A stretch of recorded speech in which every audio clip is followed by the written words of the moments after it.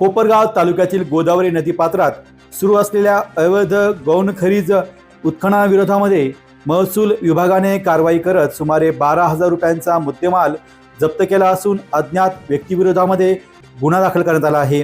28 February 2026 रोजी दुपारी सुमारे 12:30 वाजेच्या सुमारास नायब तहसीलदार चंद्रशेखर कुलथे यांच्या मार्गदर्शनाखाली महसूल पथकाने कोपरगाव तालुक्यातील माहेगाव देशमुख परिसरातील गोदावरी नदी पात्रात पाहणी केली। यावेळी नदी पात्रात अनधिकृतपणे वाळू उत्खनन सुरू असल्याचे आढळून आले।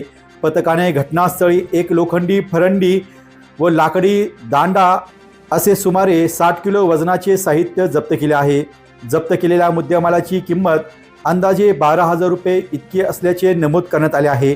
कारवाई दरम्यान संबंधित ठिकाणी कोणीही व्यक्ती आढळून न आल्याने अज्ञात व्यक्तीविरोधात नायब तहसीलदार चंद्रशेखर कुलथे यांच्या फिर्यादीवरून तालुका पोलीस ठाण्यात गौणखनिज कायद्याअंतर्गत गुन्हा दाखल करण्यात आला असून महसूल विभागाने नदीपात्रातील अवैध उत्खननाविरोधात पुढील काळातही कठोर कारवाईचा इशारा दिला आहे। पुढील तपास कोपरगाव तालुका पोलीस करत आहे।